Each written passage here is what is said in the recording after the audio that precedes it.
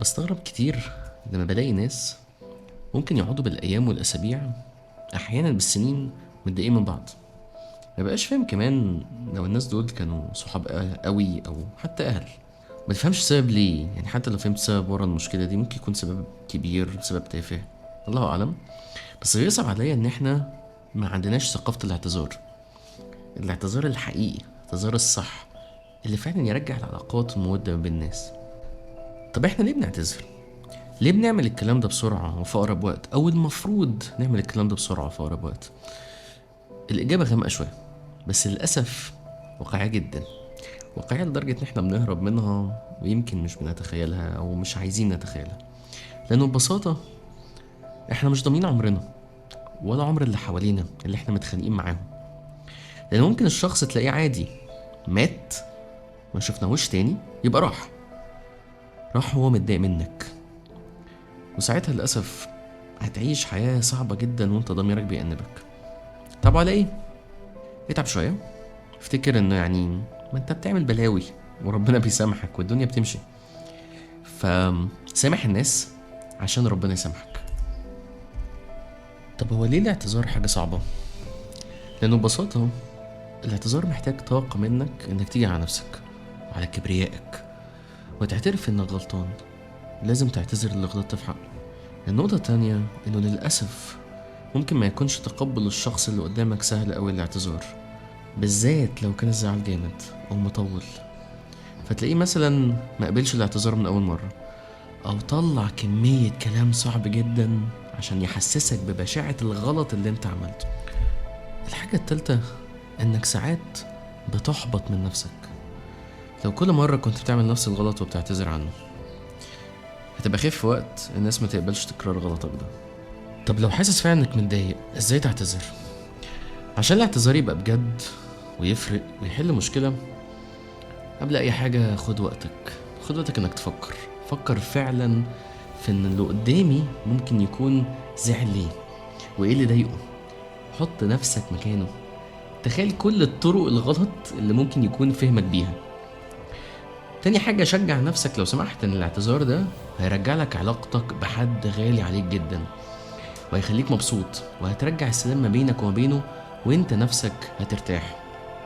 آخر حاجة، افتكر ان اللي بيعتذر هو اللي بيحب بجد، بيقدم تضحية اكتر، وحقيقي هو شخص قوي ومليان وقادر يقدم محبة للي حواليه.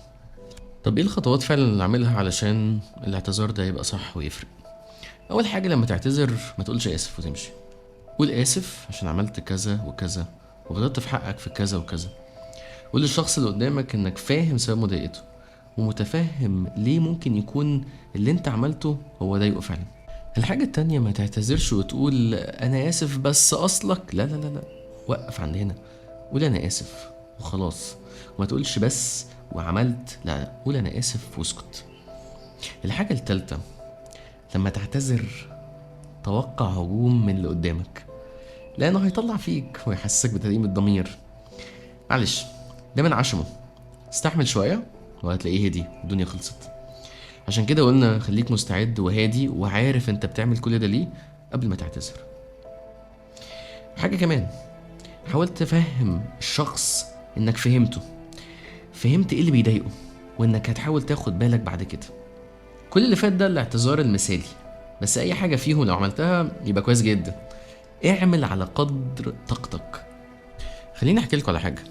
انا شخص همه جدا جدا ان الشغل يخلص، ان الحاجه اللي بنحاول نعملها تتعمل بشكل كويس جدا، لانها هتفرق مع ناس كتيره جدا. الهدف الرئيسي انها تفرق مع ناس، تمام. وعشان بتكلم مع ناس كتير، يعني في عشم بيني وبينهم، فلو اتنرفزت شويه وحصل اي حاجه عادي، الناس ابتداش مني وعارفين مشاعري تجاههم. بس لما عملت نفس الكلام ده ونفس اللي انا بقولها، الحماسه دي، مع حد ما يعرفنيش، ولقيت انه الحماسه دي طلعت بشكل سخيف شويه، متعصب شويه، طريقه مش احسن حاجه، ولقيت اللي قدامي انهار وقال لي باللفظ انت شخص صعب جدا. ادركت وقتها ان اللي بعمله ده غلط، ان في مشكله. وقتها الاعتذار كان باستماتة، ويمكن الاعتذار ده ما جابش نتيجة اللي المفروض تحصل، لأنه لكل فعل رد فعل. خلاص اللي اتكسر مش بالشرط يتصلح ويرجع زي الطبيعي.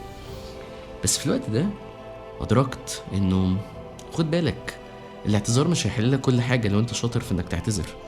عشان كده لما تقول النهاردة أنا بعتذر وعارف اللي مضايقك وهحاول ما اعملوش تاني، انت لازم تكون قصدها بجد، لازم تكون فعلا على قد ما تقدر هتحاول ما تعملهاش تاني. اخر حاجة، انت شايف قد ايه الاعتذار اللي بجد ده حاجة مش سهلة. فلو جالك حد اعتذر كده ومن قلبه، لو سمحت سهل الدنيا عليه. خليك بسيط، اقبل اللي قدامك، سامحه. مش لازم ترجعوا زي ما كنتوا حبايب قوي، بس على الاقل اقبل الاعتذار. ادي لنفسك فرصة تفكر وتقبل اللي قدامك.